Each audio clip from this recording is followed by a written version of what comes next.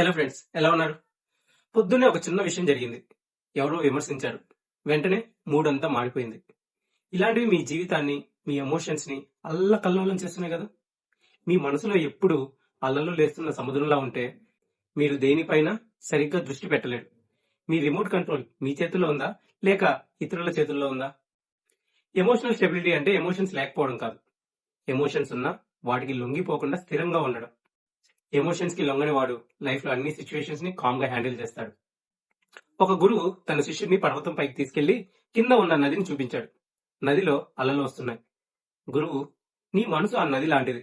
అలలు అంటే బాధ, కోపం లాంటివి వస్తూనే ఉంటాయి, పోతూనే ఉంటాయి.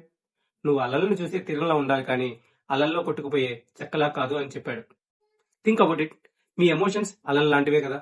అవి వస్తాయి, మళ్ళీ పోతాయి. కానీ వాటికి మీరు ఎలా స్పందించాలనే మాత్రం మీ కంట్రోల్లో ఉంటుంది. అవి వచ్చినప్పుడు వాటిని చూసుకొని వాటికి చిక్కకుండా ఉండడమే ఎమోషనల్ స్టెబిలిటీ.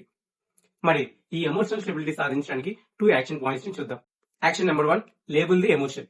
మీకు కోపం లేదా బాధ అనిపించినప్పుడు ఆ ఎమోషన్ ఏంటో గుర్తించి, ఫర్ సపోజ్ నేను కోపాన్ని ఫీల్ అవుతున్నాను అని కేవలం నేమ్ చేయండి.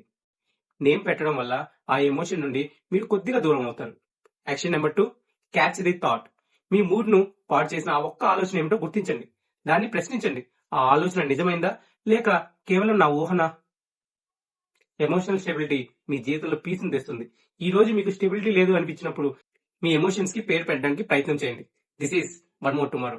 రేపటి కోసం ఈ రోజు చేసే ఒక చిన్న ప్రయత్నం. మీరేం చేయాలనుకుంటున్నారో దాన్ని ప్లాన్ చేయండి. ఇప్పుడే మొదలు పెట్టండి. సైనింగ్ ఆఫ్, మీ వీకే.